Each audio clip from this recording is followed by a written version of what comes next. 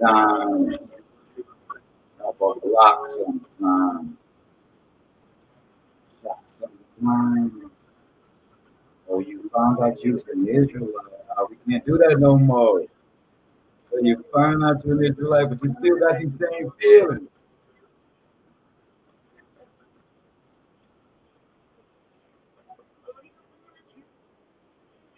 Did you not?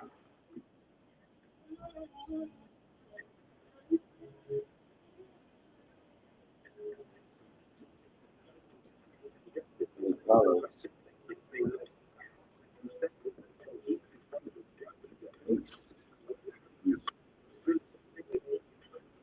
down. Here is one eye. Here it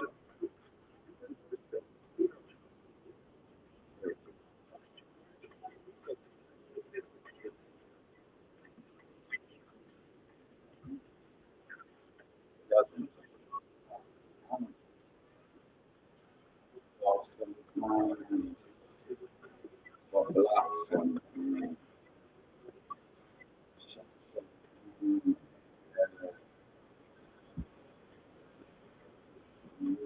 Gotta change your ways. Got these same feelings, but you gotta change your ways when you know who you are, whose you are.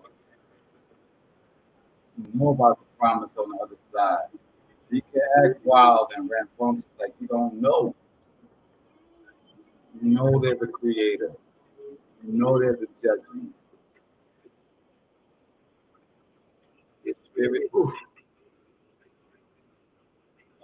spirit, that demon. We think it's the spirit. It's the spirit.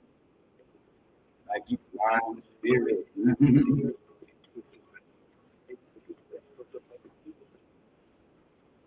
feel aggression. You regret it. That is the bad. Make up. Lost them. Lost them. Shots them.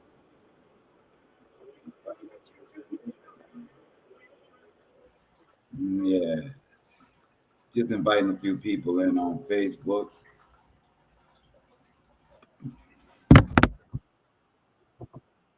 Welcome to the Hebrew state of being. I am your humble servant and host for today on this beautiful Shabbat. All praises. I'm in the building. I got my rib, my butter pecan, Miss Artist 28. And I got my young and Bella song in the building, young Hebrew Logan. That's right. I see we got time today is in the building on YouTube, and my rib is already online. I think that's my cuz that's already online on Facebook, and we got them coming in on Instagram. So we are in the building. Shabbat Shalom, Shabbat Shalom, Shabbat Shalom. Look, we got a serious lesson today. This is going to ruffle some feathers. Let's just say that this because this is going to be an introspection, right? Right now in the world, we got so much going on the outside. I mean, they are worried about World War III.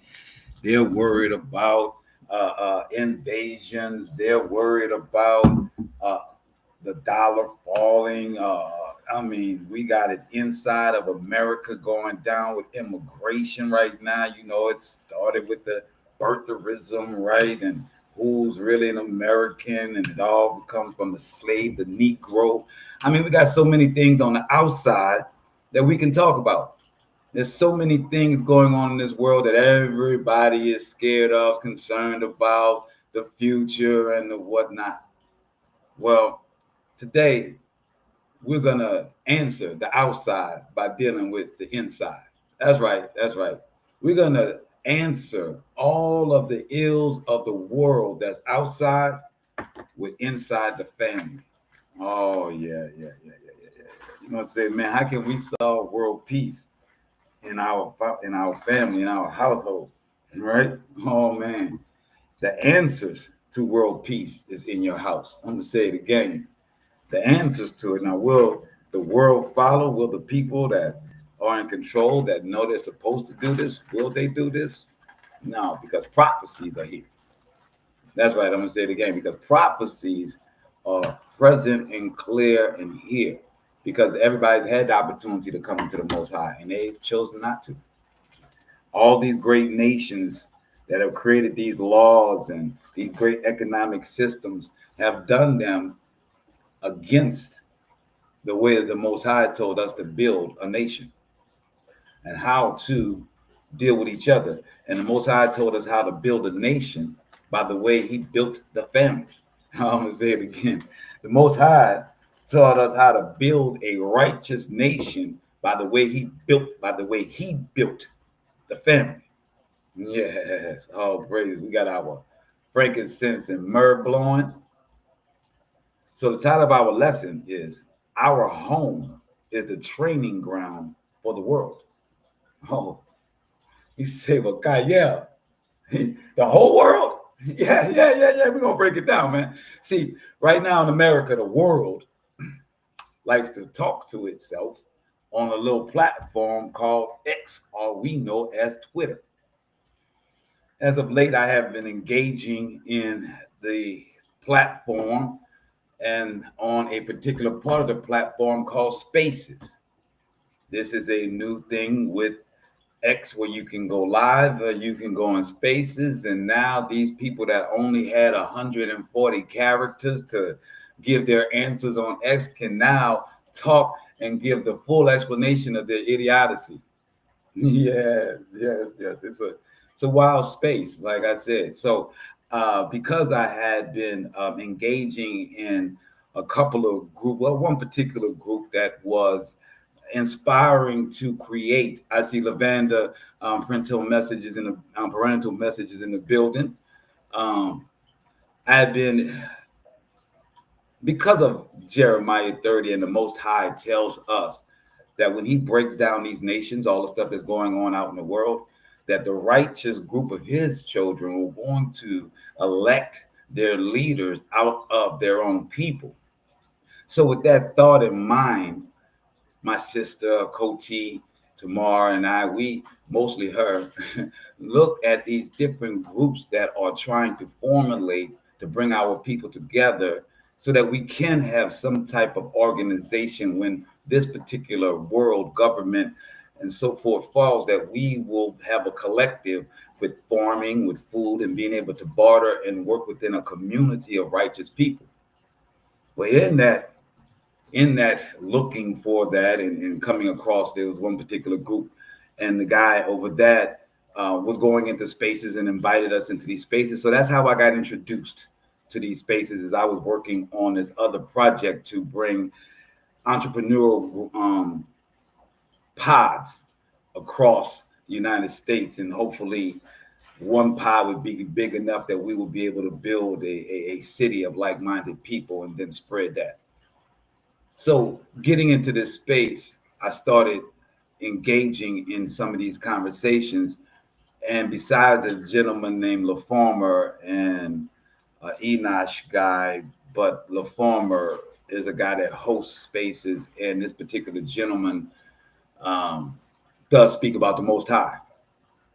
So I got into his space, and that's about the only space where they'll allow you to understand that the Most High has created a system for success, a system that starts with the household, then goes to the tribe, then goes to the city, then goes to the nation, and then it becomes a kingdom. But starting with the house, with the man and woman, the Adam and Eve. If we don't understand that, then you won't understand why the world is falling and failing. So on this Shabbat, as I was on my way home, I find up from the brother that I was working with, this program named Israel. He was part of a group, I guess, and it sent me a signal that he was part of this space. I thought he had started the space, but it was some other gentleman. And the gentleman, the name of the space was called the Crack House. And in the Crack House, they were talking about, or there was a particular gentleman posing a question because he was on the side of being a good man. He was not a cheater. He was a young man in his early 20s, and he had a dilemma of why he couldn't get order with his girlfriend. He couldn't understand women. So you had a group of men that were of all likes of thought process and of age and of maturity chiming in on women. And it was a little rough, I must say, for my, it was a little rough for the guys. But there was some adults in the building. And I asked to speak, and I told them I was a Hebrew and, let them know what perspective I was coming from. And I expressed to the gentleman that his issue was mostly in part because he didn't know his position. That we in society have been given a philosophy on relationships and a philosophy on how it should work and the parts in it. Because we are in oppression, the roles that the Most High originally laid out for us have been messed up because of the intent of our oppressors to shake our household. Laws were put in place. Men were stripped out of their homes. Women were given jobs to make more money than men. There were many things that were done by our government to shake the system that the Most High put in place for us to build our power. You can have a machine that can generate some of the greatest horsepower, but if the cogs are off, it won't generate anything. It has the capability, but it will not generate anything if the pistons won't fire.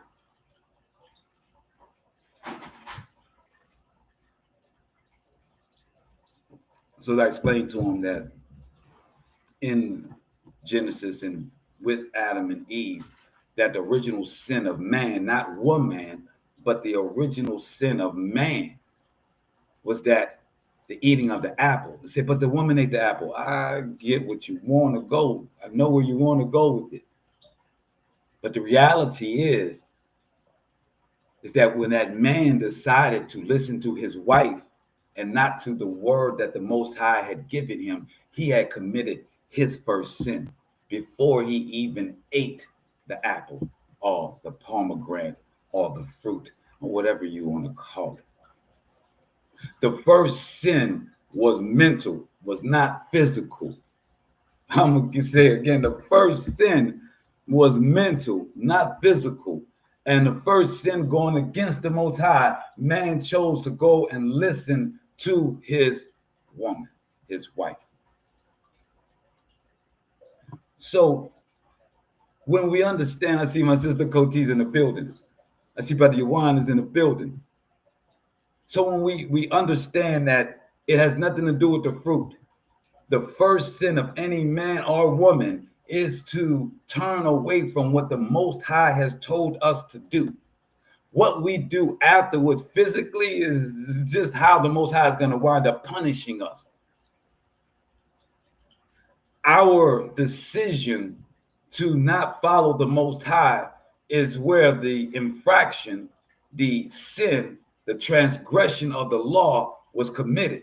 What we do in the physical, whether we are cheating, whether we are beating, whether we are cheating someone out of their labor, however we play out physically our going against the Most High, that's the Most High calls death.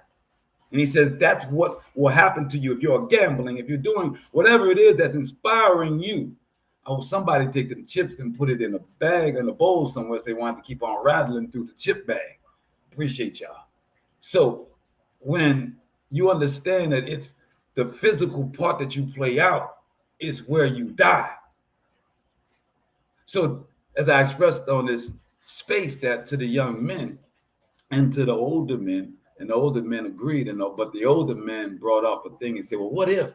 Because they wanted to check the young dude, right? He said, but what if the man is not following the Most High? Then what should that woman do? I said, well, then that's when the Most High and man, both, regardless of who's in the situation, is first supposed to go to the Most High and give their spouse unto the Most High. This is a process. This is a system that the Most High has put in place. It then becomes a tribal system. Then it becomes a governmental system. Then it becomes a system for the nation.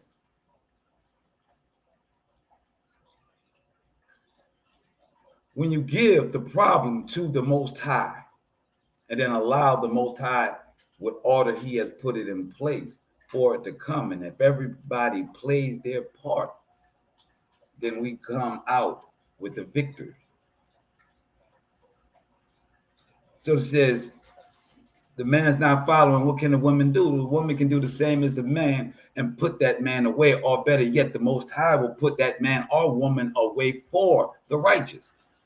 Everyone else on the outside may say, oh, they couldn't get along, they couldn't talk, or some say, oh, this he cheated, or they'll say, oh, she stole the money from the bank account. Whatever y'all see in the physical, it's only because of them mentally. They both went against the Most High. One of them went against the Most High, and the Most High removed them in whatever manner He chose to. But they get put away.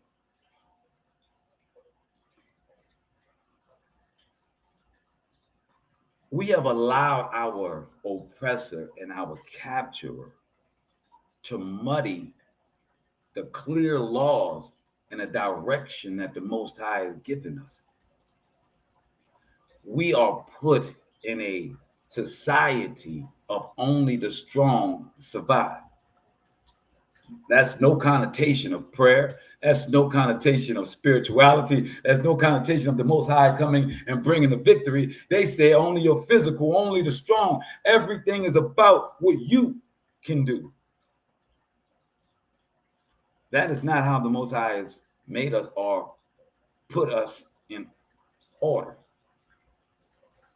We are to resort to Him for Him to deliver to us our victories, to give us the strength to endure.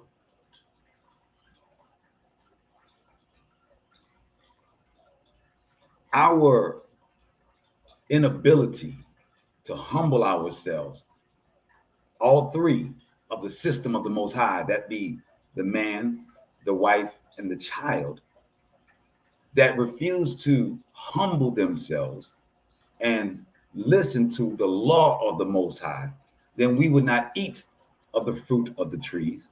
We would not allow ourselves to follow in our oppressor's mentality of only the strong survive. So therefore, we're in our houses trying to be dominant over our spouses, trying to have control, when we're supposed to understand that the only control in our house over man and woman is of the Most High.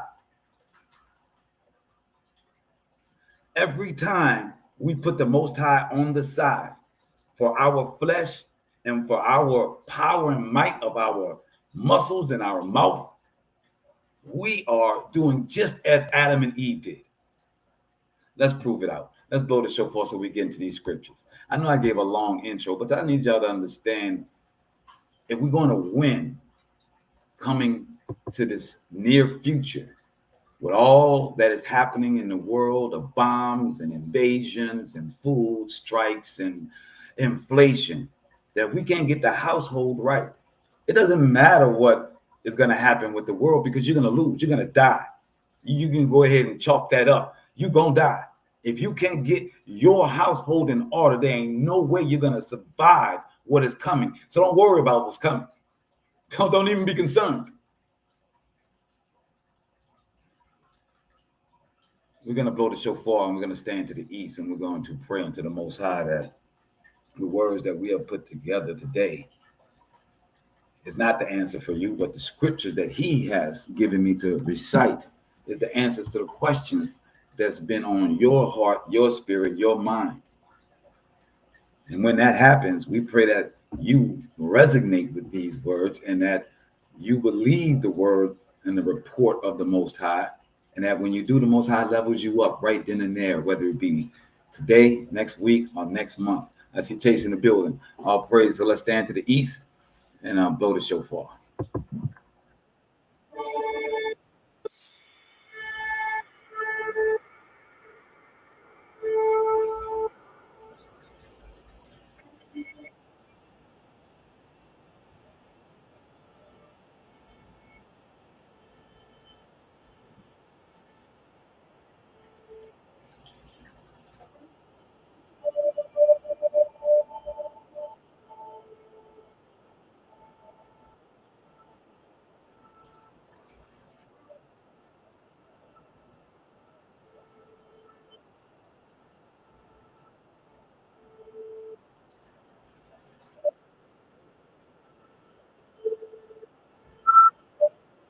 Shabbat Shalom, Shabbat Shalom, Shabbat Shalom. All praise unto the Most High.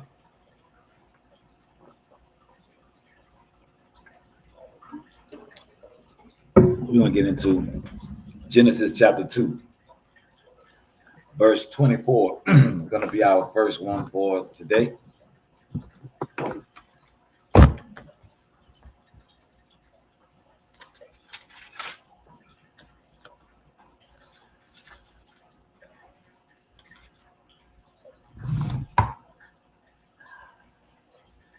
This 24 here is very important. And I'm actually going to start a little bit earlier. I actually wrote this. I'm looking at my scripture now. I actually wrote this twice. That's how important this particular scripture is. I wrote it twice in the lesson. So I'm going to go up to verse 21 instead of verse 24 to really understand what the Most High has, his intent with us, right? So Genesis chapter 2, verse 21. And it reads, so the Most High cast a deep sleep upon the man. And while he was asleep, he took one of his ribs and closed up the flesh at the spot. And the Most High fashioned the rib that he had taken from man into woman, and he brought her to the man. Then the man said, this one at last is bone of my bone and flesh of my flesh. This one shall be called woman or Iwa, for from man she was taken. Verse 24. Hence a man leaves his father and mother and clings to his wife, so that they become one flesh. I don't know if there's too many words in this that people don't understand what this is saying. It is full circle. The Most High says, I have taken the rib of man that I created in clay. Now, he didn't create any other animal the way he created man. You have fish in the sea, you have bears, you have giraffes, you have all these other things that the Most High gave Adam dominion over, and that the Most High told him to name. So you understand the context of Adam's response when he says, this one is bone of my bone and flesh of my flesh, because everything else was not of him. And he had dominion over it as he was administering the law of the Most High. This is perfection. This is everything that it was supposed to be in its system in perfection. Man does the work of the Most High, and the Most High barakas him with something for him that is supposed to level him up. I want y'all, I pray y'all are hearing me, y'all understanding me. As I'm explaining the way that the Most High created the family system, is how the tribe is supposed to act, and then the city, then the nation, then the kingdom. In Genesis, in the beginning of how he fashioned, is how we are supposed to operate. We had these little bracelets that said, what would Jesus do? Well, he didn't do this. This is the creator in which we are to follow. And he is saying that this woman, the Most High didn't make her out of clay. The Most High did not fashion with the angels that said, let's make this in our fashion. See, they try to tell you there was two creation stories. I don't subscribe to the two creation stories.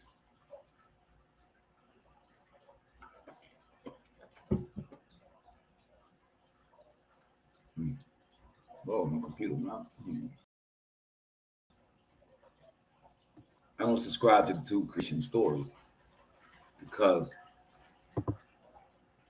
the Most High is clearly lays out who and how He has made us. When you follow the concept of two creation stories, it sends you to the Nag Hammadis and a system and things that were written by the Greeks. That was written by people that believed in man worship and deities, half man and half gods. So the reason I don't subscribe to it is because when you follow the thread of the two, one sends you to fallen angels and the other sends you to the way of the Most High. Now, this creation of man, and then the Most High saying, when man leaves his mother and father, he is cleaving unto his woman, that as a representation of him getting back his rib. That what the Most High took from him to level him up from the work that he had done, he says that she is his helpmate.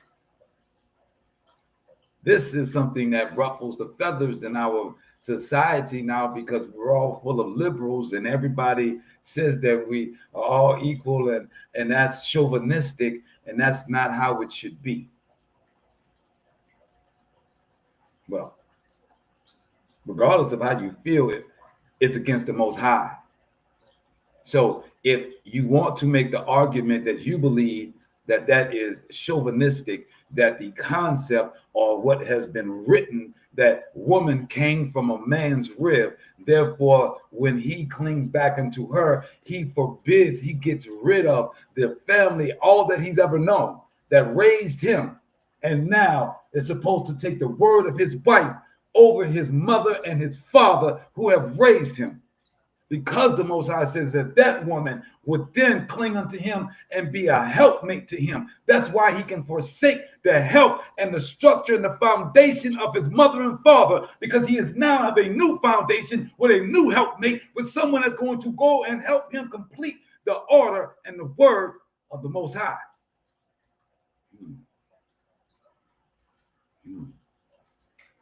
See, that's the perfect system. If a man forsakes his mother and father, who in the commandments it says to honor thy mother and father. But here it says that you ought to cleave, you ought to leave your mother's home and house. It says, and he brought her to man. Then the man said, this one at least is bone of my bone and flesh of my flesh. This one shall be called woman.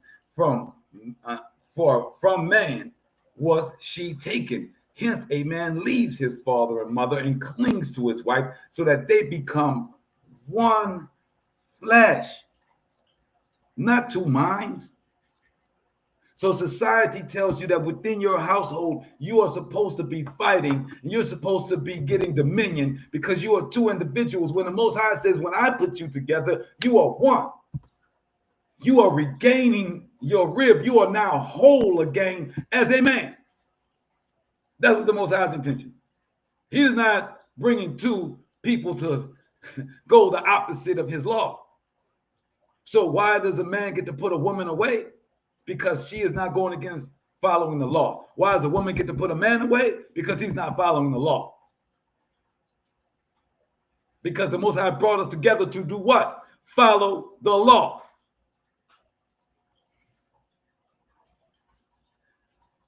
Marriages, relationships, boyfriends and girlfriends, they are gone awry. They are gone astray because they don't know what part they're supposed to play.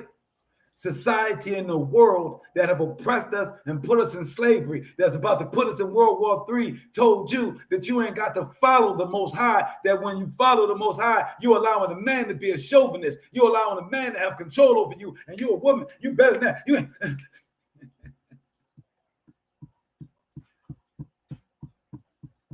Most High had none of that concept of thought. And it wasn't like that until we went into slavery.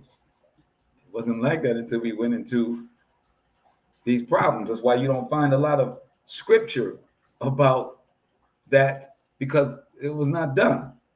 You'll find scripture that says that a man is better for a man to be under a staircase than to be in a house with a woman that is nagging. But you don't get stories of what happens in this world today where woman hops up and slaps man in the face, or man curls like a girl.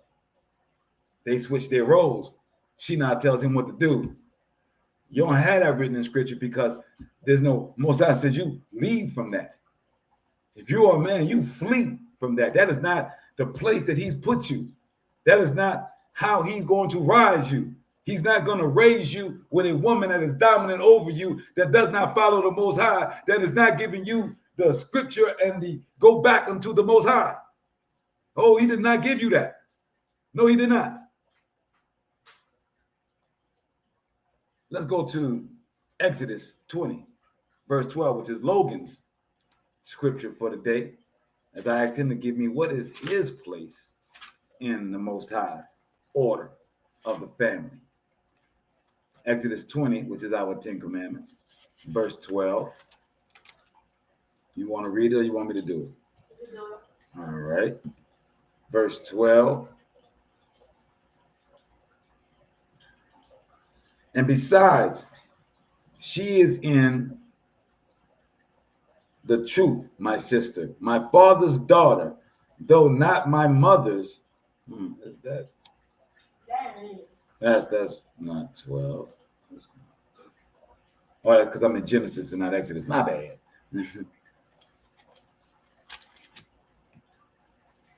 Exodus 20, verse 12. And it reads, honor your father and mother, that you may long endure on the land of the Most High, your Creator is assigning to you. You shall not murder. You shall not commit adultery. You shall not steal. You shall not bear false witness against your neighbor. These are the things that is supposed to be instilled in your house. This is supposed to be instilled unto your children. And we as the adults are administering the Most High's law as one flesh. Not a single mama, not a baby daddy, not a stepdaddy, one flesh. Under the law of the Most High. That's our rule book. It's not the psychiatry. It's not the sitcoms. It's not the Netflix. It's not the relationship gurus. It's not mom and dad. Because the Most High says that you leave your mom and dad and cling unto the woman, woman cling unto man.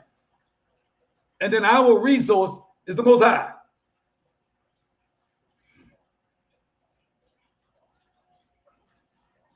And for the children, they are to honor, that listen when we speak, hear the words, heed the warnings. That's what it means for a child to honor their parents. Let's go to Joshua 24. Love me some Joshua. Joshua 24, verse 15.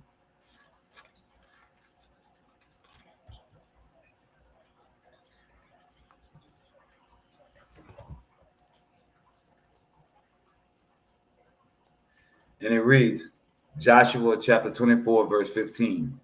Or if you are loath to serve the Most High, choose this day which one you are going to serve. When you say that you're going to serve the Most High, it doesn't mean that you're going to walk around and say, oh, I believe in Jesus. Oh, Muhammad has me. Oh, God has me. That's not following the Most High. That's not giving your life up to him.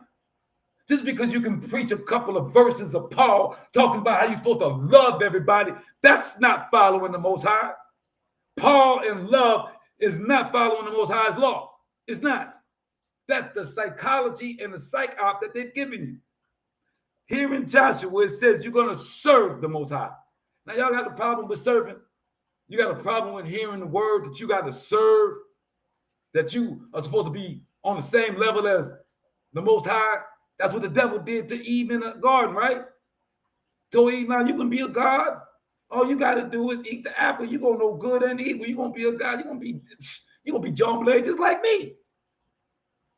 Y'all don't see how your attitude of not wanting to serve and be humble under the Most High is the same as Eve thinking that she can be a fucking god? As these niggas around here talking about their gods and kings, you don't see the correlation to it? You don't see that's why you got problems in your life on a consistent basis, because you won't break your shoulders to the Most High. You can't hear his word. It's boring. It's this. It's that. It's Joshua told him right there, we're about to go into the promised land, partner. You can believe what you want, but my family, he says, this day, which one of you are going to serve? The gods of your forefathers? You going to serve these other gods that they've been talking about that tells you that you a god? All these Satans, all of these entities that tell you that you think just like a god, that you think just like the Most High, that you actually got some type of sway because of your hips and your lips, because you men are mesmerized, or men because you think you got swagger, because you got money, because you think you got some type of clout and power. You really think that is the thing that's saving, and that's the thing that's going to move everything, that's going to move your world for you? It says right here, if you can't serve, if you think that you are the shit, and that everything you say is right, and everything that you believe has to be heard, and everybody got to understand your fucking feelings,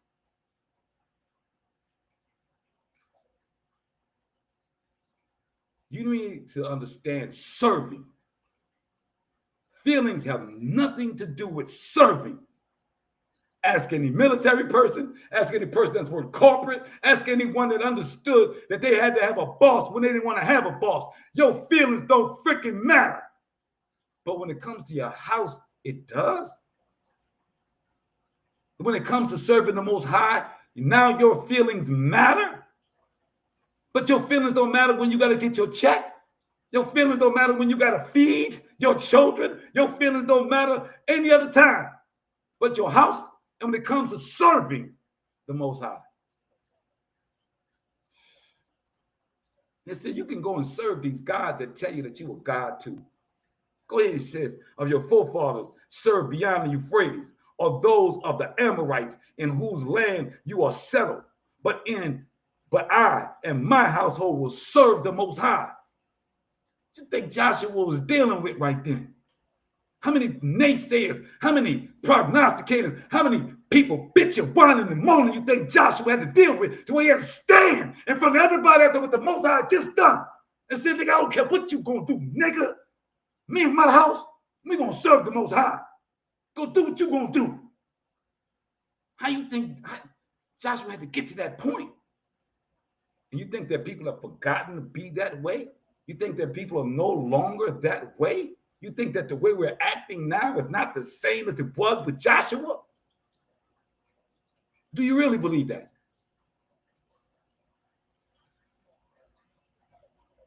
Serving, humility. If you can't get it in your house, if you can't instill it in your children, how in the hell do you think they're going to make it in this world? How in the hell you think they're going to learn how to subdue their mouth so that they can take care of their family? How in the hell are you going to have them have a household if they can't shut their mouth to keep the peace in their home? How? If you don't put it in them. Oh, you're going to let the police put it in them. Oh, that's okay. I get your plan now. You're going to let them think they can do whatever they want. They get out there in the street. They then start sprouting all the stuff that they were hearing you talk in your house when you didn't have no righteousness in you. And what you and your husband was saying, so now he out there in the street trying to emulate the same thing because he don't know nothing else. Or she don't know nothing else. So now she out there in the street, so she gets smacked up. He gets put in jail. You say, why y'all? Well, how this happened to my baby? Why the world treat my baby like this? And you never make the connection because you made your baby an idiot. Because you didn't install the Most High. You didn't install humility. You didn't install common sense. You didn't install none of those things.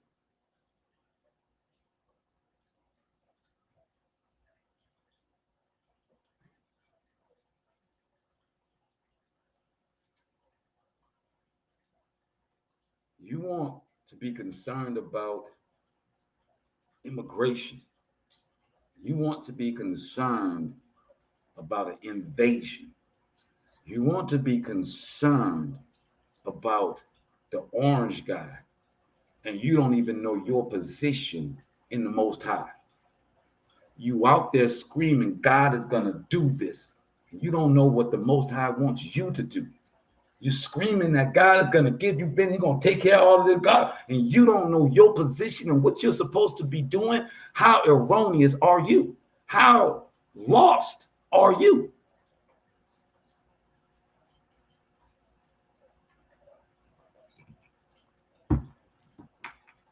Let's go to Psalms 128.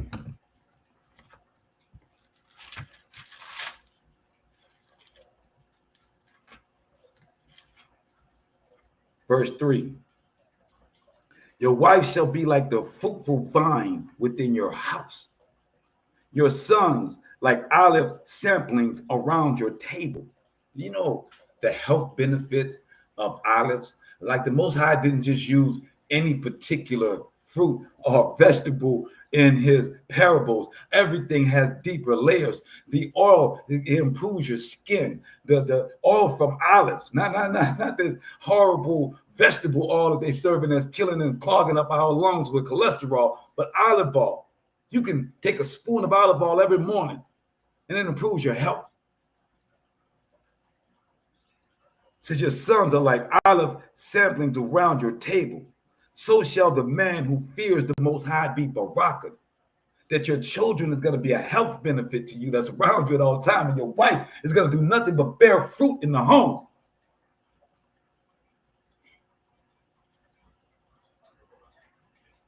This is the order of the Most High.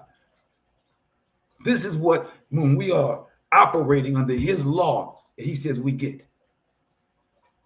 How many of you knew that? How many of you took time to see or look up or Google what is the benefit from the Most High of being in a family, of being in order in a family? Let's go to Psalms 23.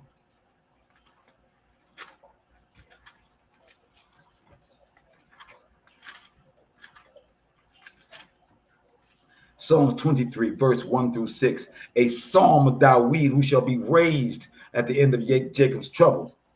The Most High is my shepherd. I lack nothing. Oh, my goodness. They were going through things, man.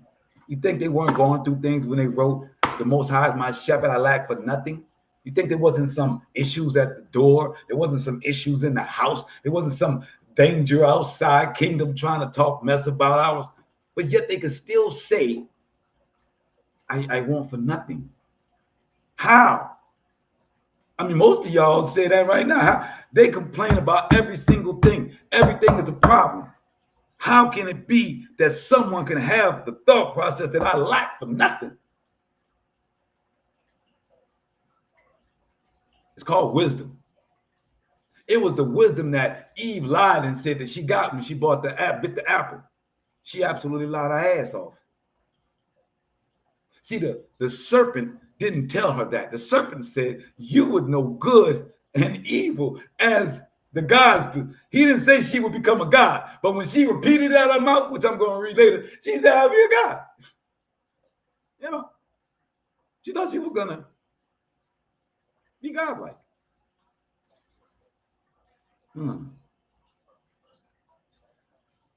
Lacking for nothing is knowing that it all comes in the time of when the Most High gives. That's that humility thing again.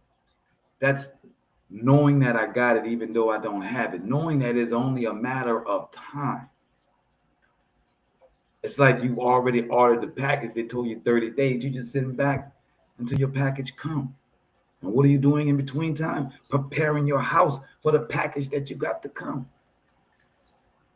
That's what the Most High is saying, that when you follow my law, when you put this commandments in your house, and you follow the parts and play your position as I have told you, then your victories are coming. They're already stamped. They're on their way. Do you have the patience? Do you believe the report? It says, I lack nothing. He makes me lie down in green pastures. He leads me to water in places of repose, peace. He renews my life. In order for your life to be renewed, that means that it has to have been drained. A few lines earlier, it said, I lack for nothing, but yet it's saying the Most High renews me, because that's life. Life is going to go, it's up and down. It's going to test you. Life is about test. I wish it wasn't. The Most High didn't plan it to be that way. But because Eve and Adam decided to partake in the apple, that's where we at. I wish it wasn't that life was full of ups and downs and roller coasters. The Most High did not intend for it to be a roller coaster. He intended a beautiful garden. He intended for them to be fruitful and to multiply. He intended for them to follow him. That was the intent. All this is a rollout. The physical representation of being disobedient unto the Most High. I see Brian is in the building. How long are you going to continue to be disobedient in your house? How long are you going to continue to be disobedient in your spirit? Anybody else got to do with that? You and the Most High in your conversation. And it says, he guides me in right paths as befits his name. Oh. So if you're still confused about this servant thing, you are supposed to be doing things that befits his name, a representation of his name, so he can call you his holy people. This is about serving, but y'all have a hard thing with serving men and women and children now, because the parents don't understand serving. Why? Because our oppressor used it to say that we should serve them. So now we don't read nothing, that we don't want to hear nothing about serving. Nothing. We don't. No. We don't want to hear about that. No. I ain't being subjected. But every day you subjected. Every day you follow their racist laws and patterns. Most of you are so scared to pay any infraction tickets or whatever, they'll try to pay it early. But you don't have that same reverence for the Most High. And it says, though I walk through a valley of deepest darkness, I fear no harm. You are with me. Your rod and your staff, they comfort me. Again, freaking red flag. If you don't trust the Most High, this don't make no sense to you. This just sounds like people talking to you. This sounds like people just in your ear. I fear no harm. You are with me. Your rod and your staff, they comfort me. You spread a table for me in full view of my enemies. You anoint my head with oil. I become a Messiah, because by definition of the word Messiah, it means anointed. And the Most High is saying in Psalm 23 via David, that if we walk with him, it doesn't matter what valley, it doesn't matter what's going on, but there's going to be valleys, there's going to be trials and tribulations. You're going to be strained and drained to where you're going to have to be renewed of your life. But if you, in these valleys, are doing the things that are righteous, that gives praise to his name and his order, you are anointed on your head. And when you're anointed, means that you've experienced his love. You've done the patience to wait on his love. You've gotten the victory because of your humility and your patience. And now he says, you can speak my word. You can be messianic. Now you are anointed. You are Messiah. You, nobody else, you can be a Messiah. But you rather be ratchet. You rather scream and bitch and moan and cry that the world ain't right. You don't want to be a Messiah. You want to cry, scream, bitch, and moan about the world.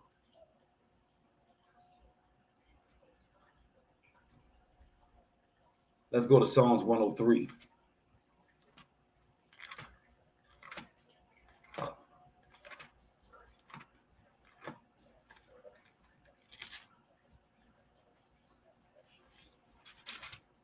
Psalms 103.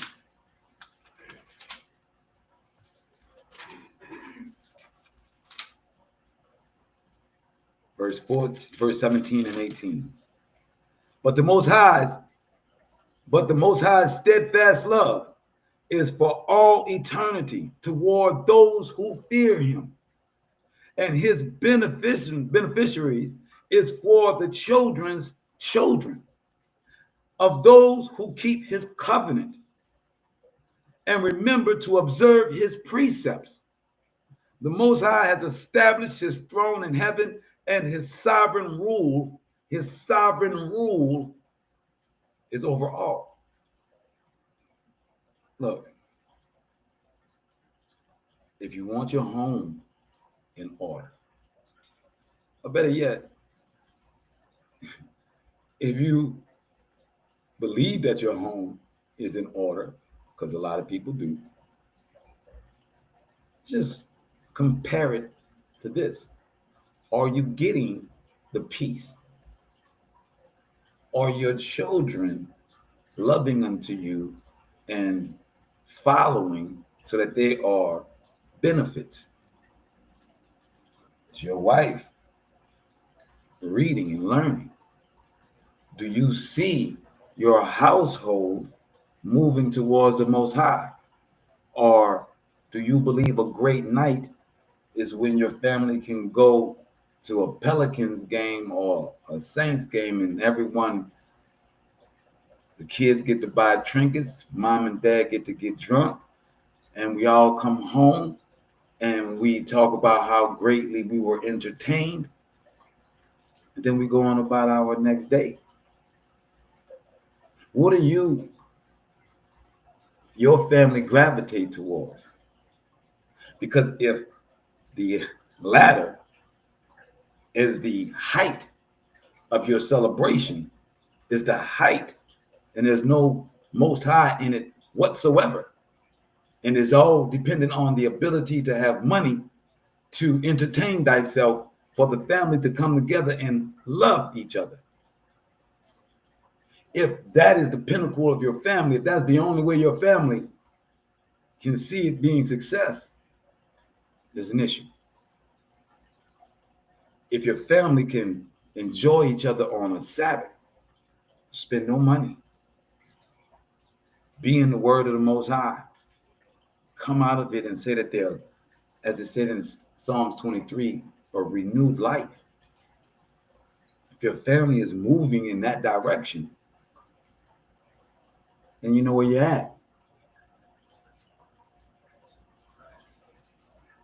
The Most High says that he has beneficiaries for our children and our children's children.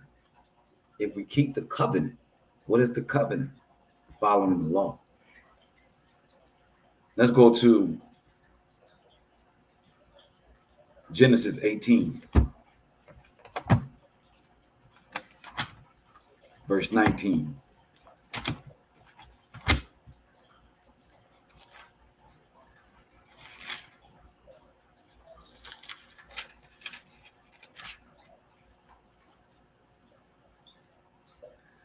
Genesis chapter 18, verse 19, and it reads, "For I have singled him out, that he may instruct his children and his posterity, to keep the way of the Most High by doing what is just and right, in order that the Most High may bring about for Abraham what he has promised him, that he will make Abraham great and a man of many nations if he followed the law." Not in the world, but in his house. If Abraham instructed and put the law in his house to his rib and to his children. And he followed it and was steadfast in it, that the Most High will baraka him in his lifetime, not after he died. Let's go to Proverbs. And that's the man and the role of the man. Was from Psalms 23, 1 through 6, and Psalms 103, 17 and 18, and Genesis 18 and 19. That's the man's role in the Most High's order. We read Logan, the children, from Exodus chapter 20, verse 12. And now in Proverbs 31, 15 through 17, we read of the woman.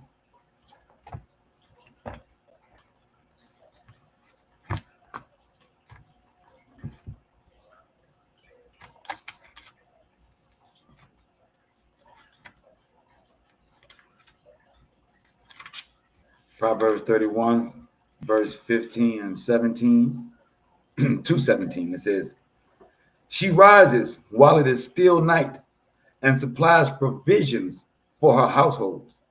The daily fare of her maids, the ladies that work with his wife or the woman, she sets her mind on an estate and acquires it. She plants a vineyard by her own labors. She girds herself with strength and performs her task with vigor. She sees that her business thrives. Her lamp never goes out at night. Her lamp for the Most High never goes out. She sets her hand to the distaff. Her fingers work the spindle. She gives generously to the poor. Her hands are stretched out to the needy. She is not worried for her household because of snow, for her whole household is dressed in crimson and red. She makes covers for herself. Her clothing is linen and purple. Her husband is prominent in the gates as he sits among the elders of the land. She makes clothes and sell it, and offers a girdle to the merchant. She is clothed with strength and splendor. She looks to the future cheerfully.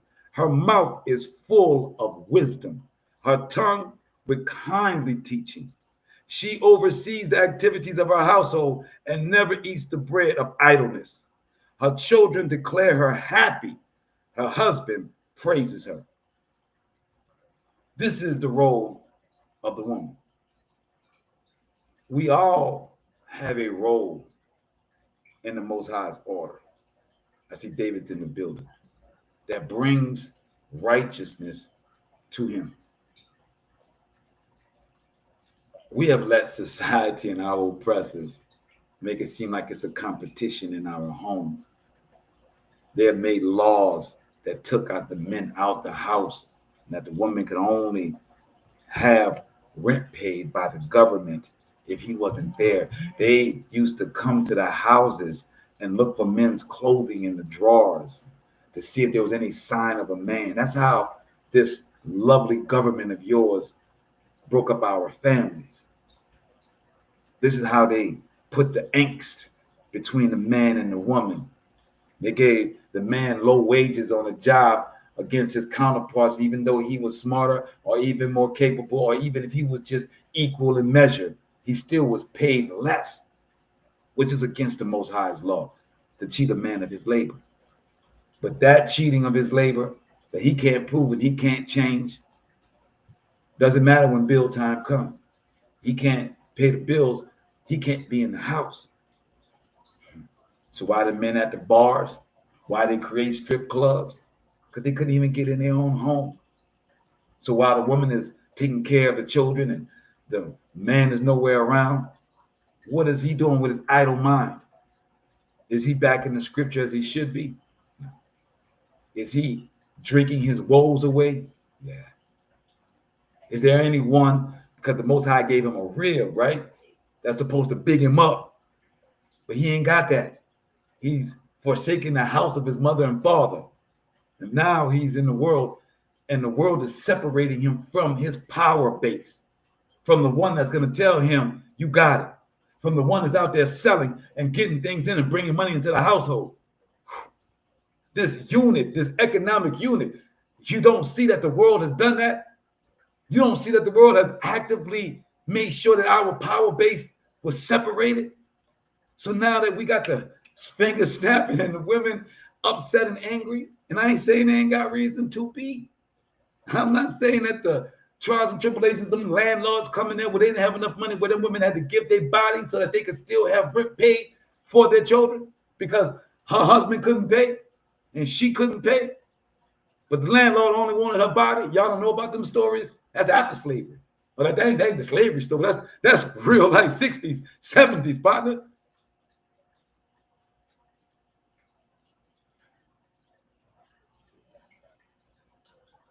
We are and have been targeted to be in pain and in hurt. And hurt people hurt people. You know, hurt people hurt people. So in our households, we hurt each other because we've been hurt on different sides for different reasons. Now we trying to come together without the Most High. And now we just spitting our hurt at each other. We just going at it. Without the Most High, you ain't going to get out of that unless you come from a house that had no hurt. You come from a well-intelligent people. You were fed well. You didn't eat fast foods all your life.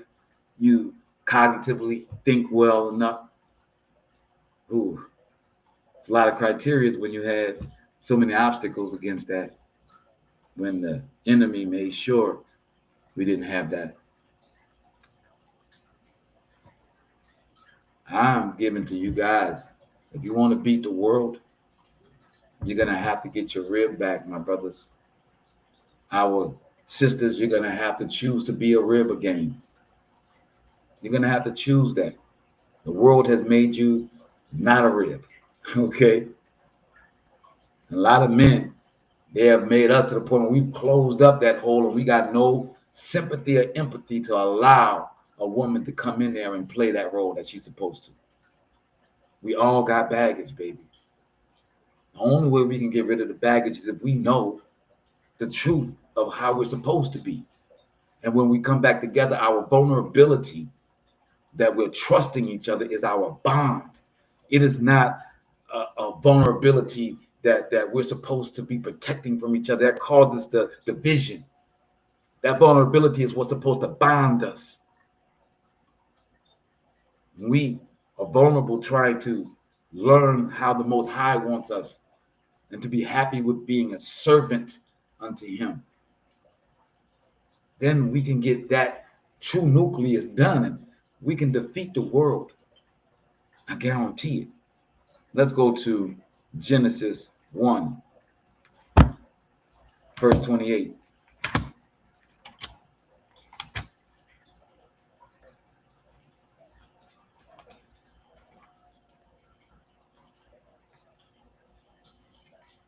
Verse 28 of Genesis chapter 1, and it says, the Most High blessed Barak them, and the Most High said to them, be fertile and increase, fill the earth and master it, and rule the fish of the sea, the birds of the sky, and all the living things that creep on earth. That's when we're a unit.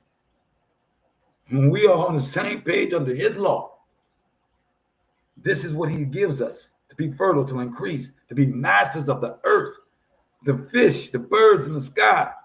Verse 29, the Most High said, see if I give you every seed-bearing plant that is upon all the earth, and every tree that has seed-bearing fruit, they shall be yours for food. And to all the animals on the land, to all the birds of the sky, and to everything that creeps on the earth in which there is breath of life, I give all the green plants for food, and it is so. And the Most High saw all that He had made and found it very good.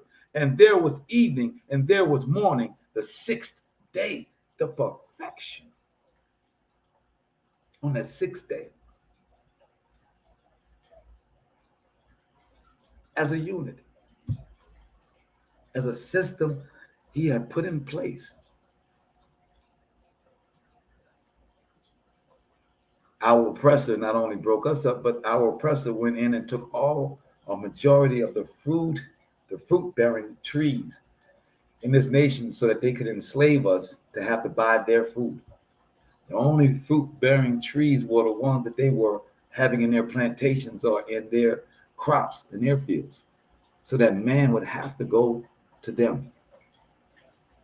But you don't see how much they have tried to turn us away from our Creator and the effects of it. Too many of us are trying to run and be a part of it. Let's go to Genesis chapter 3, 1 through 14, and then our last one is going to be First Esdras. First Esdras chapter 4. So Genesis chapter 3, verses 1. I've already read, like I told you, I had this verse twice, Genesis chapter 2, verses 21 through 24. We've already read when it says that so that man and woman become one flesh. And it goes to verse 25 of that chapter 2, and it rolls directly into first verse of chapter 3 of Genesis. And it says, the two of them were naked, the man and his wife. Now, Genesis calls this his wife, but I don't remember there being a wedding ceremony in Genesis. I don't remember Adam giving a ring unto Eve.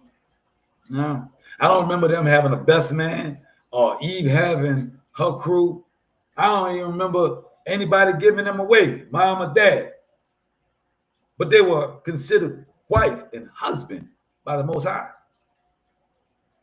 I wonder if anybody ever thought about that.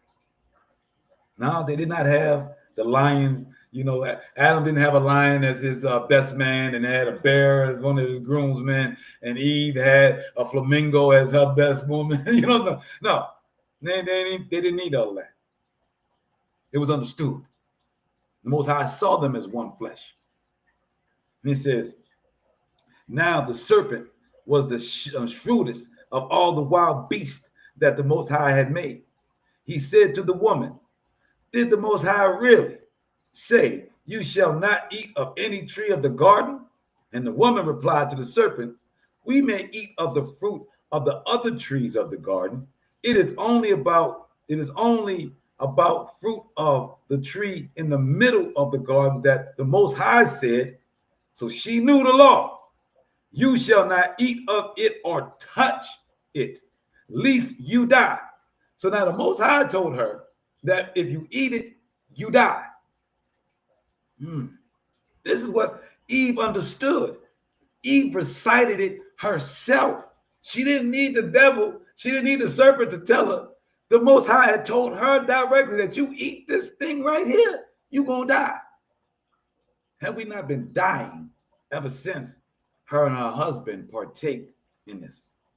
Haven't we died in the Most High's eyes ever since Adam and Eve partake in listening to the devil, to the serpent, to the adversary of the Most High? Y'all can call him Satan, y'all can call him the devil. It is an adversary to the Most High. Anything can be the devil if it is going against the Most High and his law. So it says, verse 4, and the serpent said to the woman, you are not going to die. Girl, stop playing. But the Most High knows that as soon as you eat of it, your eyes will be opened and you will be like divine beings who knew good and bad. So the serpent didn't say she was going to be a divine being. He would say, like the divine beings, you would know good or bad. That's it. I know y'all hear a lot of sermons, man. I know y'all hear a lot of preachers talking, trying to do good and evil. So it means and it stands that they did not know evil. They did not know bad. They only knew the goodness of the Most High. There was no such thing as Adam prickling his finger on a rose bush and bleeding. They didn't know none of that. I really want y'all to understand what the serpent is serving up. And the Most High is saying, man, if you eat this, it's going to turn you into something that dies. See, Eve didn't realize that if she didn't die, she was already divine. Oh, snap. See, Eve didn't realize that if she didn't die, If she didn't touch this, then she wouldn't die, and she's already divine. So Eve did not realize she was already divine. She let somebody tell her that she wasn't the shit. Just like the oppressor tells our women now that they got to be over us. And if they're not being loud, if they're not being wild, then they're not being powerful. If they're not being disrespectful and running the house, they're not happy wife, happy life. Right?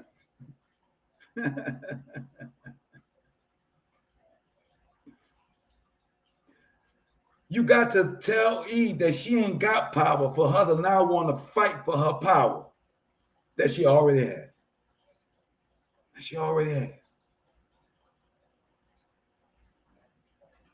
That she already has. I know a lot of people read this doggone 3 right here and they want to stick it all on Eve, but that's not what we're talking about. We're talking about the trickery, the deception of not knowing that you're already divine, that making you believe that you are a slave, that making you think that you won't have everything, making you believe that you ain't got what you need when it says in the Psalms that I have lacked for nothing. But you don't believe it. You keep letting the serpent tell you that you are lacking for something. Well, if you don't know the Most High, then you are lacking. But if you know the Most High, if you love the Most High, if you have a covenant with the Most High, you are lacking for nothing. Only the adversary tells you this so that you can now be a part of their system that hates the Most High.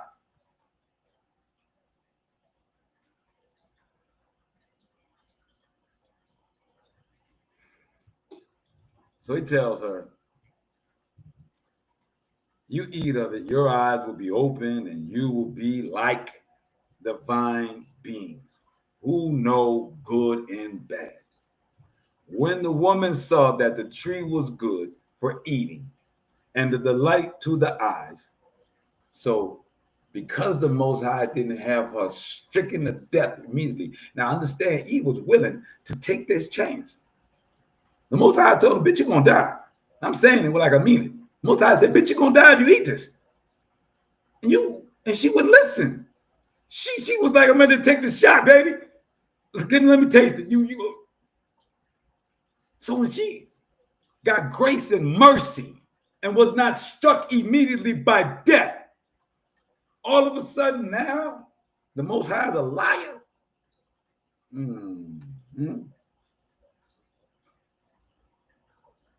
See, I profane the profane. I do curse at the profane. And they call cursing profanity, so I profane the profane.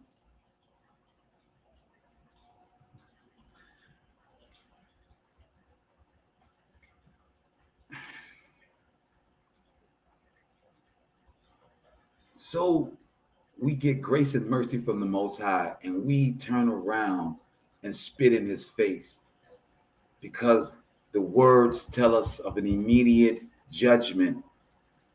And if we're not immediately judged, we think the Most High is not around, that his word is not real. She says, it's desirable, it's delight to the eyes, and that the tree was desirable as a source of wisdom. Now her mind is contorted and believes that what she has is wisdom. She took of its fruit and ate. She also gave some to her husband and he ate. So he was not far. She didn't have to go and get him. This idiot was sitting next to her while the serpent was speaking to her. This nigga watched her go and grab the apple. This nigga let her bite into the apple and didn't smack the apple out of her hand at one moment. At one moment did this nigga not stand up and be a man. Now, one moment did he not stand up and say, yo, boo, what is you doing? He didn't do nothing. So all you dudes out here want to kind of blame it on Eve when you played the punk. I don't think you got no space to talk. You didn't do nothing that the Most High taught you to do because you was whipped. You know, we got some children that may be here. He was whipped.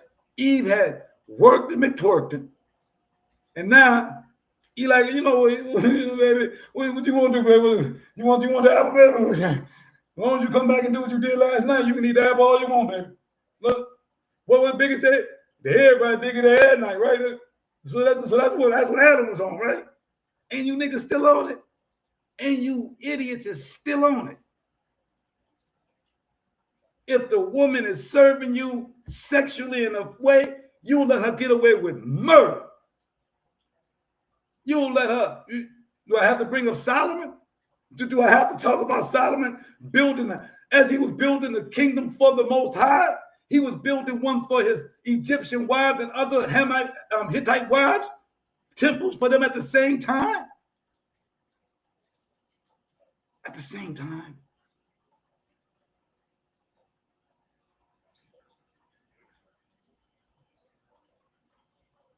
You building a temple to the Most High and to another demigod at the same time. Bro, you so out here on a Better Days Ministries and it feels good seeing you again, brother. You don't understand what that means. The power of a woman that in this day and age thinks she ain't got no power. Hilarious. And it says, then the eyes of both of them were opened and they perceived that they were naked. What happened to the wisdom? What happened to the wisdom? Knowing that you're naked is wisdom? No, that's not wisdom. That's obvious. It says, and they sewed together fig leaves and made themselves loincloths. They heard the sound of the Most High moving about in the garden and at the breezy time of the day. And the man and his wife hid from the Most High, and the Most High among the trees of the garden. Verse 9, then the Most High called out to the man and said to him, where are you? He replied. So he didn't call out for the woman. He called out for the head, called out for the general, who I left my orders with. I heard the sound of you in the garden, and I was afraid because I was naked, so I hid. Then he asked, bro, who told you was naked? Did you eat of the tree from which I have forbidden you to eat? The man said, as he does today, the woman put me up to eat it. Oh, you a big dog, huh? You the man, huh? You big dog. And you up there pointing at your wife? Huh, playboy? You big and bad. You pointing at your wife. The Most High might have given Adam a little more leeway if he said, for all I did, I ate the apple. Instead of throwing his wife under the bus. So that's the wisdom he got? Is that the wisdom that Adam and Eve got when they ate the apple? On how to throw each other under the bus? How to blame everything on each other? Woo-wee. All right there at the beginning, huh? You did it. Your fault. I ain't do that. That was you. Right from the beginning, huh? Sad. And it says, did you eat of the tree from which I have forbidden you to eat? The man said, the woman you put on my side. Now he throwing it back at the Most High. Said, I would have never ate it. If you wouldn't have gave me this broad, Most High, no. It ain't all on me, Most High. Most High, I'm not blaming you. I know you supreme and everything. I ain't blaming you, but I'm just saying that you brought her over here. You know, I would have never did that though. That's being a man. That's standing up. You're gonna throw a little blame on the Most High and the woman. Everybody can get it, huh, Adam? Everybody can get it. When you're not being a man.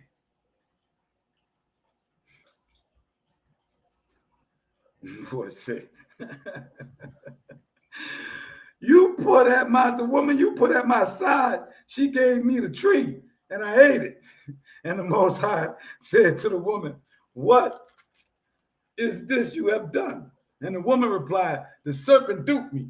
So the woman said, obviously I can't blame it on Adam. He already threw me under the bus. Who next? The serpent. You next, nigga. The serpent did it.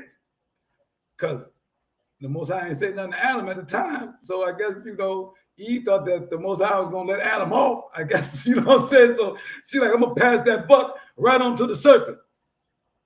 Y'all don't see that happening in everyday life? Y'all really don't see that going down in everyday life. Said the serpent duped me, and I ate it. And then the Most High said to the serpent, because you did this, more cursed shall you be than the cattle, and all the wild beasts, and on your belly shall you crawl, and dirt shall you eat all the days of your life, and I will put enmity between you and the woman. So that's why the women are always in the Baptist churches. You ever thought about that? That's why the women are always running back to the church, even though they ate the apple and they got that spirit of blame. They got that. Remember, the Most High gave women the power to cry out aloud, that nobody can overscream our daughters of Zion, that the Most High will hear their cry. So here it says, but enmity between the man and the woman. The woman is shouting at that church, trying to get back. Then she always screaming, I want a man that's in the church. Don't know what that look like, though. I can't tell you how many stories of men I know that have a woman, that the men that's in the book, that's about that word and that walk, not just, browbeating. Any women ain't feeling it. Trust me. So when those women are screaming for a man in church and then they finally get a man that know the word, then they got to submit. See, when the woman is in the church and she telling the man he's got to be in the word, that's a control mechanism, my G. That's the woman telling you she's got the higher, she's up here. Because she at the church, she with God, nigga. You over here out your sinning. You know what I'm saying? And you got to get right. It's a way of her making you submissive to her through the Most High. Come on, man. Y'all got to understand how this game has gotten so turned around.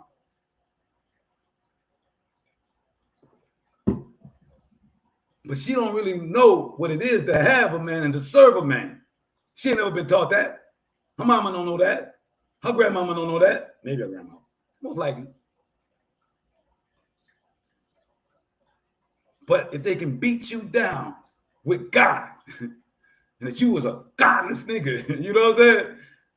That's why she can do all she got to do to rule you, because you don't know the God she knows. Well, God, you know that tell you not to serve your man.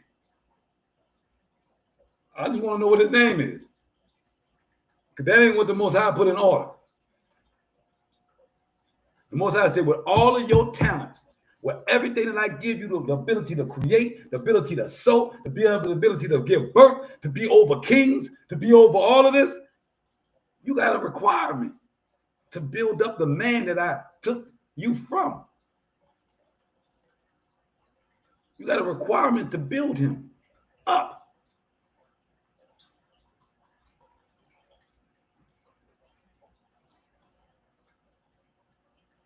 And it says,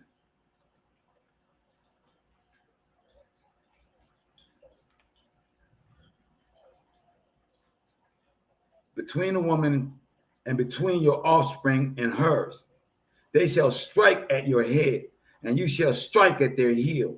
And to the woman he said, I will make most severe your child pangs and childbearing. In pain you shall bear children, yet your urge shall be for your husband, and he shall rule over you.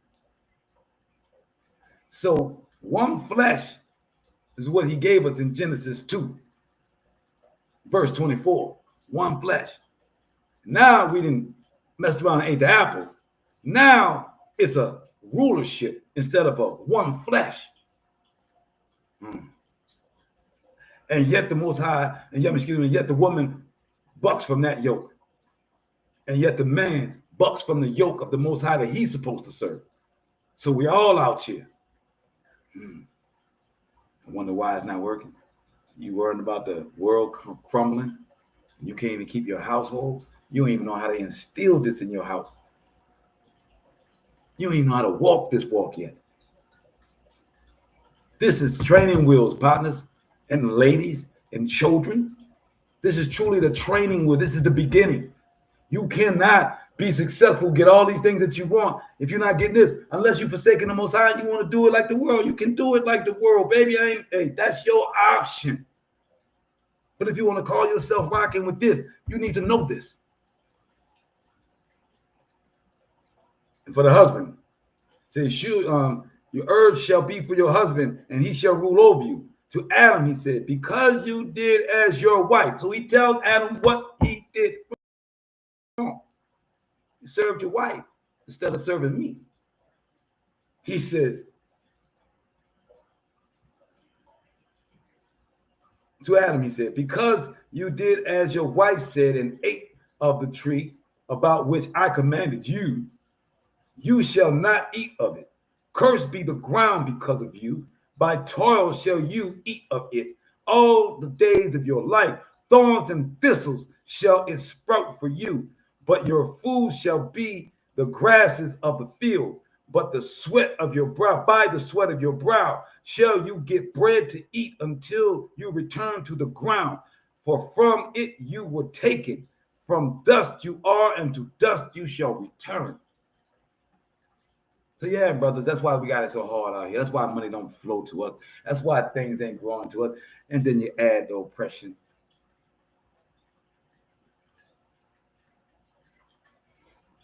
These are the things that we must understand clearly in order for us to get our household in order so that we can be ready for the impending danger, that we can be part of his children that will inherit this earth after these fools go to war and kill themselves. So we're going to First Esdras, chapter 4. This is our last reading for today. We're starting at verse 1. This is interesting. This was given to me by my sister Coty. As I told her about this scenario with the crack house that I was on Spaces. So anyway, it goes, then the second that has spoken of the strength of the king. Now this is kind of convoluted in the beginning, but it's going to start talking to you about the king and how the king has rulership and how we act under the king, which is basically what I kind of spoke about earlier, and how we adhere to the rules of this land, but not the rules of the Most High, and nor do we bring it into our homes. So it says, then the second that has spoken of the strength of the king began to say, O ye men, do not men excel in strength that bear rule over sea and land and all things in them? But yet the king is more mighty, for he is Lord of all these things. Lord only means ruler, and hath dominion over them. And whatsoever he commanded them, they do. If he bid them make war, the one against the other, they do it.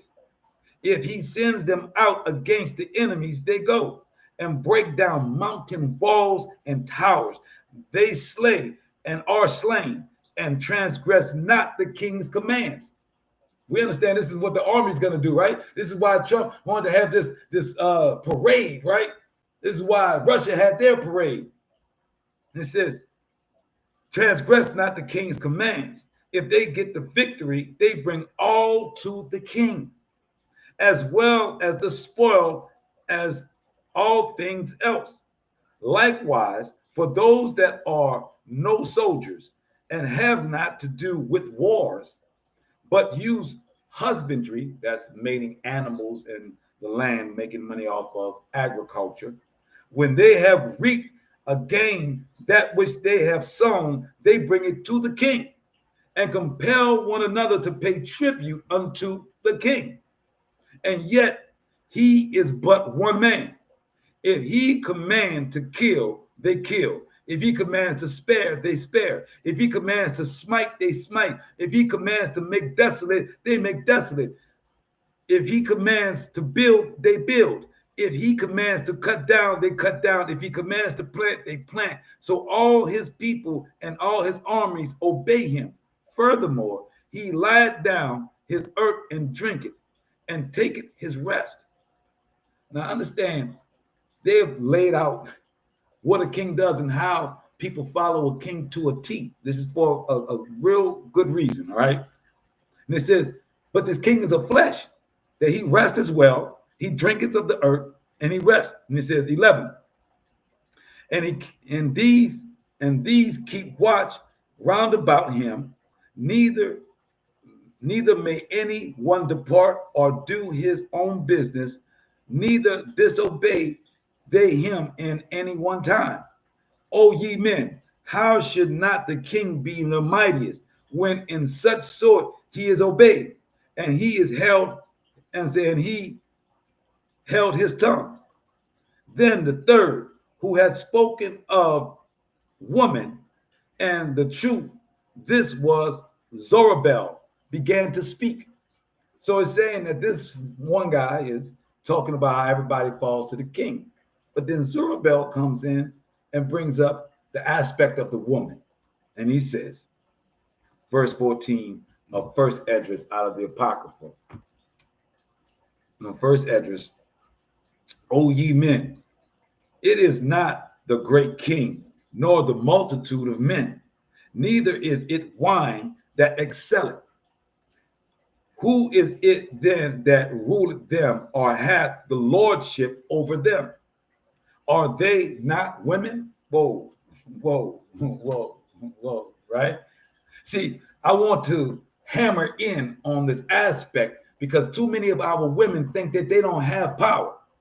So many of our women are in a household fighting for something that they already have.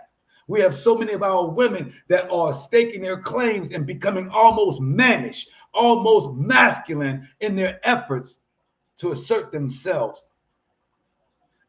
This in Esdras is talking about how no matter how high a man rises, no matter if a man is a king and he can command these people from all these lands to do all these things, at the end of the day, a woman gave birth to him.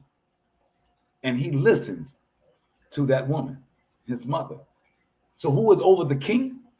Let's read, right? And it says, O ye men, is it not the great king, nor the multitude of men, neither is it wine that excelleth. Who is it then that ruleth them, or hath the lordship over them? Are they not women? Women have borne the king, and all the people that bear rule by sea and land. Even of them that came they, and they nourished them up and planted the vineyards from whence the wine cometh.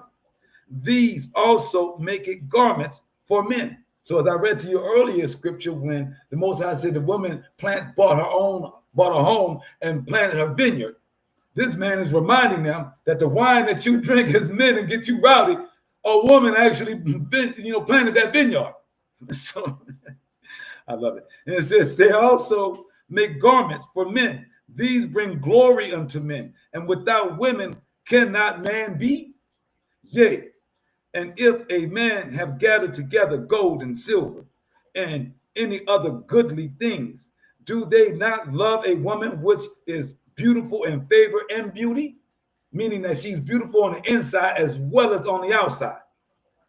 Verse 19, and letting all those things go, do they not gape, and even with open mouth fix their eyes fast on her? And have not all men more desire unto her than unto silver or gold or any goodly thing whatsoever? So it says, is it not true that a man will even forsake his gold and silver for a woman? He'll either go and get the gold and silver for her or forsake it for her. Is she not more precious than that silver and gold? Verse 20, a man leaveth his own father that brought him up and his own country, and cleaveth unto his wife. He sticketh not to spend his life with his wife, and remember it neither his father nor mother nor country. But this also ye must know, that women have dominion over you. Do ye not labor and toil and give and bring all to a woman? Yea, a man taketh his sword and goeth his way to rob and to steal, to sail upon the seas and upon the rivers, to look upon a lion, and goeth in the darkness. And when he had stolen spoiled and robbed. He brought it to his love. 25. Wherefore a man loveth his wife better than father and mother. Whoa. Yea, many there be that have run out of their wits for a woman and become servants for their sakes. See, when I was talking to these gentlemen on the line, that's what I was trying to explain to them. When we were in the crack house, that the reason why this brother was confused and was having such issues because he didn't know his position as leadership. Yes, a woman, I see my brother Michael in the building. Yes, a woman does all these great things that we can't live without, but we are the rulers of that in two ways. And the fact that they came from us and supposed to build us. And second, because of the transgression of going with the adversary.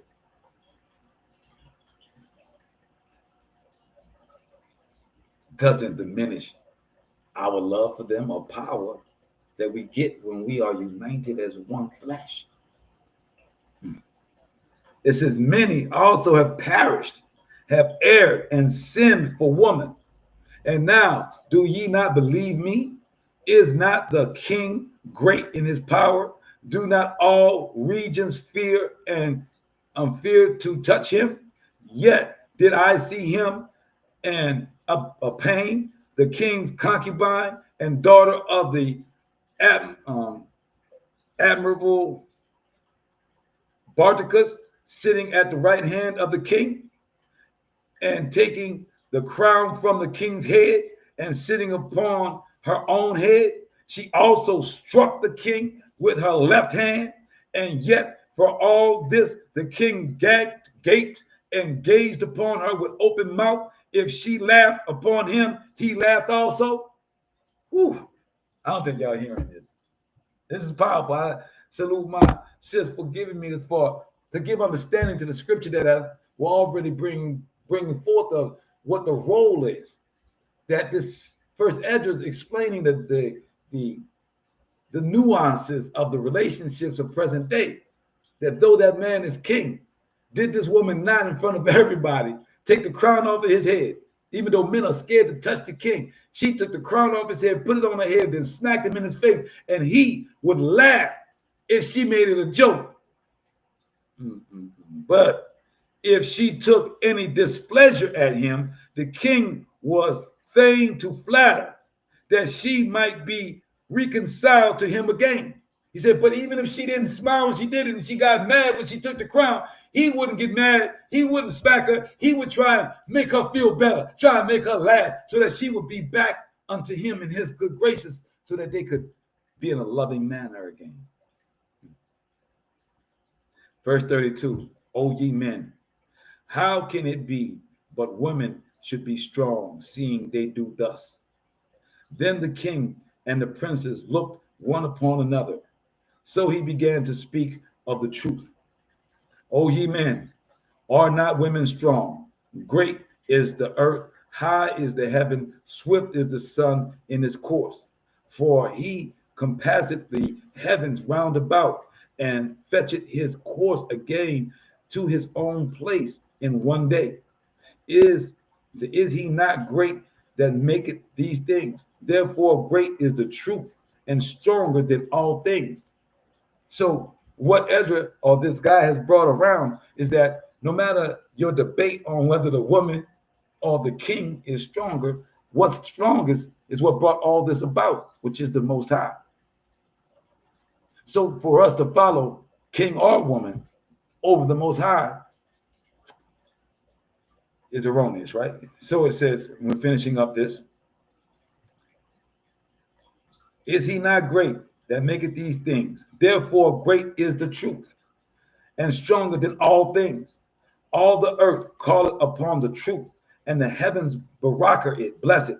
All works shake and tremble at it, and with it is no unrighteous thing. Wine is wicked, the king is wicked, women are wicked, all the children of men are wicked, and such are all their wicked works, and there is no truth in them. In their unrighteousness also they shall perish.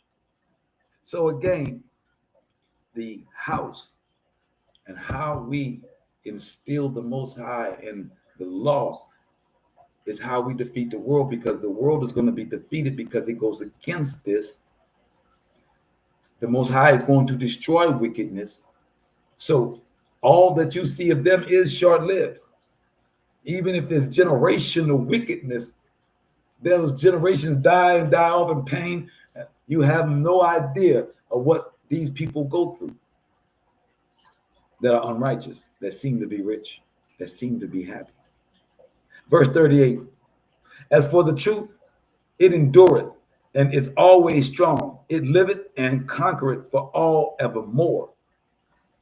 See, the truth is the Most High's word. The truth is his covenant and his law. And through that installation in our homes is how we survive all the impending danger, how we get understanding between man and woman in our house, how we become flesh one, how we raise our children, how we become warriors for the Most High. All of that is in the structure that the Most High has given us.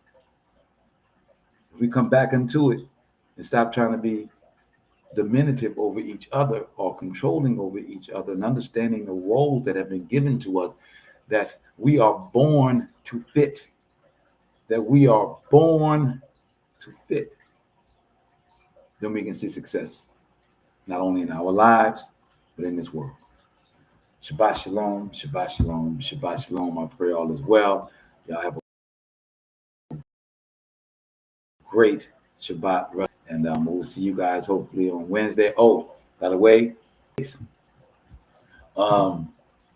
Wednesday night. So Hebrew State of Being that we're doing right now with YouTube, we are going to bring the X in with their spaces through my sister. We're going to share a screen, and you guys are going to be able to hear the commentary, but we're going to make a presentation to you guys. As we have talked today about the Most High being the truth, my sister and I decided to take 3 books to show you how the world is a lie, to show you how the world is working its conspiracy theories, so to speak, to be a reality. And those 2 documents are, one, the Protocols of Zion and the Project 2025, and then the book Pawns in the Game. So we're going to correlate those 3 to show how that is playing out in the world right now, the iniquity of the world, so that we can see that the people that are the fathers, are the origins of these wicked systems that's in place, are doing it out of evil, out of pure adversarial to the Most High. Hopefully that will inspire people to come back unto the Most High without us, as they say, browbeating with the scripture and saying that you're going to go to hell and damnation if you don't.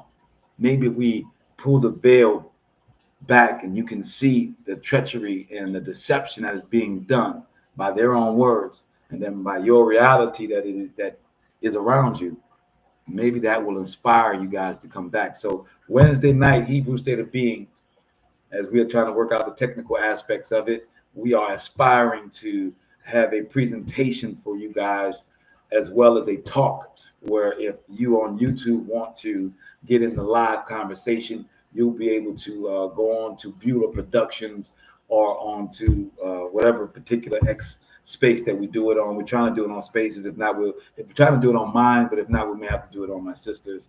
But we're going to make this thing work, because this is information that the world, our community, our people need to know.